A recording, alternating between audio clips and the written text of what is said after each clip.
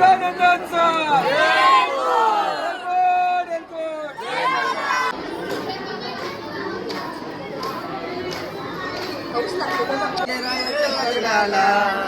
नवरी नटली रायाच्या लग्नाला भानू नवरी नटली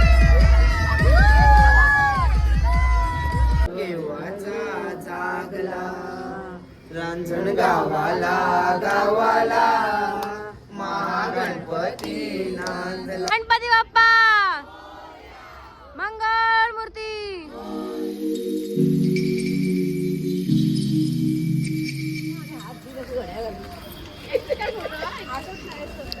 चलो जेजुरी दर्शन. एलकोट एलकोट सदानंदाचा.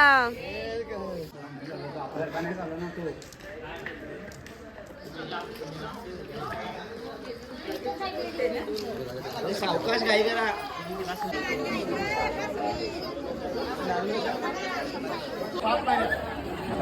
अख्ख्या पाण्या सगळ्या.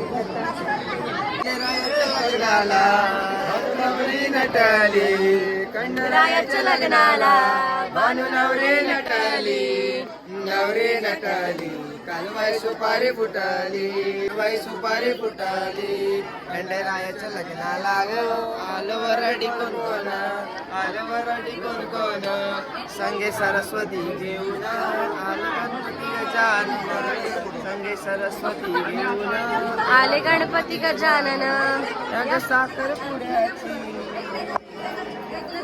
याग साखर पुड्याची साखर वाटली नवरी पुढली कालबाई सुपारी फुटली सुपारी फुटली नवरी नटली कालबाई सुपारी फुटली.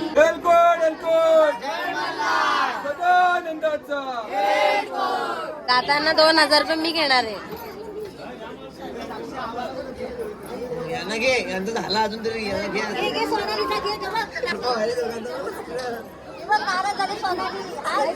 जय बाबा.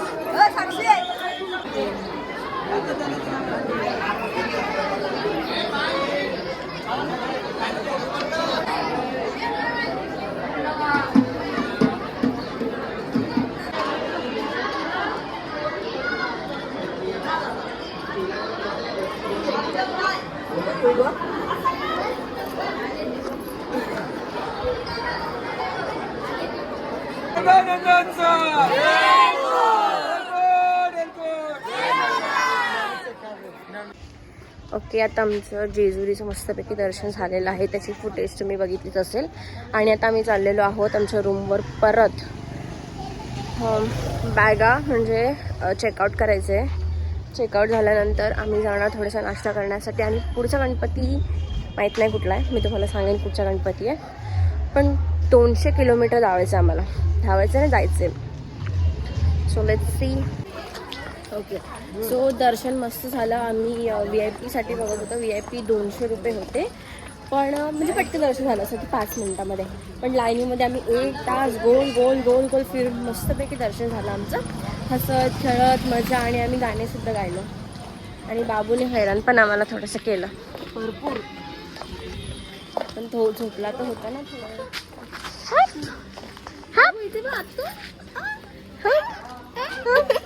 आणि यांनी जाम खेळणे घेतलेत बाबा. ऋषताईचं मस्तच बँक अकाउंट. ऐक, आता आम्ही रूमवर जाऊ, चेकआउट करू आणि पुढच्या गणपतीला. जेजुरीचं दर्शन झाल्यानंतर आम्ही गेलो मोरेगावच्या मोरेश्वरला. ते म्हणजे अष्टविनायकमधील तिसरं गणपती आहे. हे सुद्धा जेजुरीपासून अगदी जवळच होतं, म्हणून आम्ही जेजुरीसुद्धा कवर केलं होतं. मला आठवते लहान असताना म्हणजे 5 वर्षाची असताना आम्ही आमची म्हणजे आत्या वगैरे ही वाली फॅमिली सगळे गेलो होतो. पण त्यावेळेचं एवढं काही मला आठवत नाही, पण आठवतं की थोडं बसमध्ये मस्ती मजा आणि फोटोज आहेत आमचे भरपूर लहानपणाचे. तर मला तेवढं आठवतं की आम्ही अष्टविनायकला गेलो होतो आणि दादा मम्मीसुद्धा काय काय स्टोऱ्या सांगत असतात. पण नाव मोठं असताना मी हे अनुभवलं आहे की आता मेमरीमध्ये माझ्या फिट असणार आहे की हां मी अष्टविनायकला गेले होते फॅमिलीसोबत, आणि आता व्लॉग्स पण असणार आहेत, तर मी विसरायला होणार नाही. आणि हे सुद्धा दर्शन मस्तपैकी झालं. आम्ही रांगेत थोडी गाणी वगैरे गात होतो, म्हणजे बाप्पाचीच गाणी, अशी बाकीची आपली कुठली गाणी नाही. 1-1.5 तासमध्ये आमचं हे दर्शनसुद्धा कंप्लीट झालं होतं.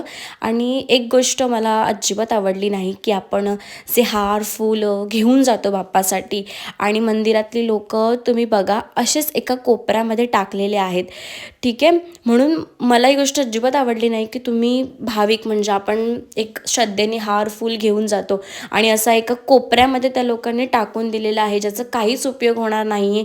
अगदी सडलं आहे, म्हणजे एक कोपऱ्यात ते सडतं आहे ते सगळी हार फुलं. तर नेक्स्ट टाईम तुम्ही हार फुलं घेऊन जाऊ नका. तुम्हाला द्यायचं असेल तर तेच तुम्ही दान करा. दानपेटीत 10-20 रुपये 100 रुपये टाका.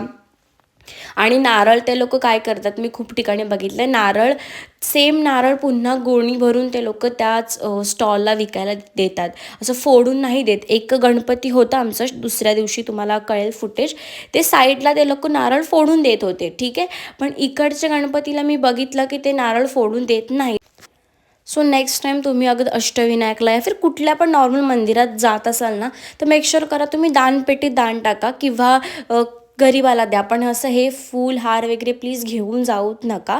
आणि त्याच्यानंतर हे दर्शन झाल्यानंतर आम्ही गेलो सिद्धटेकचा सिद्धिविनायक.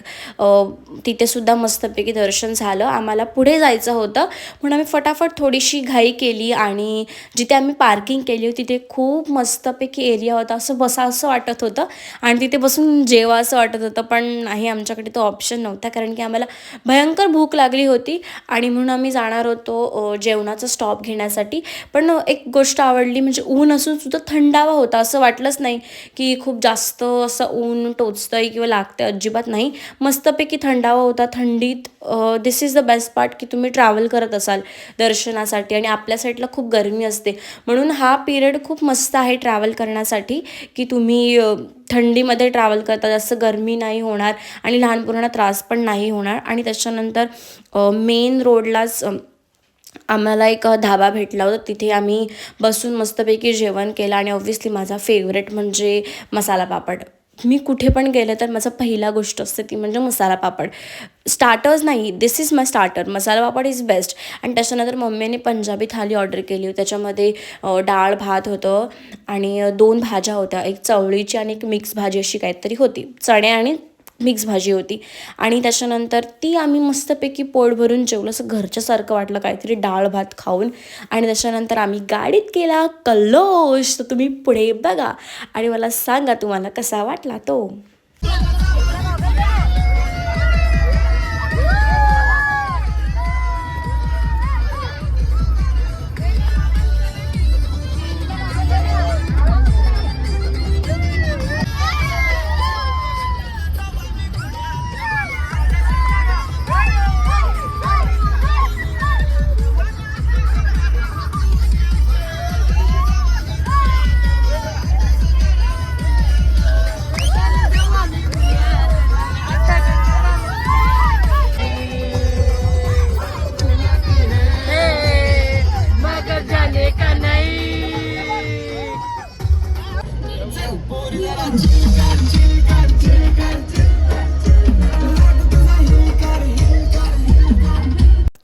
आणि त्याच्यानंतर आम्ही येऊन पोचलो ते म्हणजे थेऊरच्या चिंतामणी गणपतीसाठी. तिथे सुद्धा मस्तपैकी दर्शन झालं. अगदी समोरच होतं, पण त्या लोकांनी थोडंसं गोल फिरवून लाईनीमध्ये आमचं दर्शन करवलं. आणि तिकडची हे पेशव्यांनी बांधलेलं मंदिर आहे, म्हणून थोडीशी पेशव्यांची जी घरं होती लाकडाची, कोरीव काम वगैरे आपण जे इतिहासात बघितलं, सिरियल्समध्ये बघितलं, तसंच इकडे पण होतं. मस्त वाटलं. आणि त्याच्यानंतर आम्ही पोहोचलो ते म्हणजे रांजणगावचा महागणपती. जे गाणं आहे ना, रांजण गावाला गावाला महागणपती नांदला, ती मस्त फिलिंग येत होती. आम्ही ते सुद्धा गाणं पुढे गायलो आहे. त्याच्यानंतर इकडे रांगेमध्ये आम्हाला सगळीकडे 1 तासच लागला. रांगेत 1 तासच लागला. आम्हाला वाटलं हे एवढीच रांग आहे, पण नाही, खाली मंदिरात रांग अजून होती. केव्हाचा जागला रांजण गावाला गावाला महागणपती नांदला, पहाटे पहाटे देव केव्हाचा जागला. रेडी बोलली. झटपट पटापट लक्ष्मी घर के अंदर प्रसन्न होके अंदर आएंगी, झटपट पटापट. कुठून शिकलीस? इन्स्टंट आहे ती, इन्स्टंट रिॲक्शन असते तिची. इकडचं दर्शन झाल्यानंतर आम्हाला जायचं होतं लेण्याद्रीसाठी. इकडेच आम्हाला अगदी 10 वाजले होते आणि लेण्याद्रीचा गणपती हा खूप लांब होता. आम्ही 2 वाजता तिकडे येऊन पोचलो, मस्तपैकी झोपलो आणि हा होता आजचा day 2. I hope you guys like this video. Bye bye.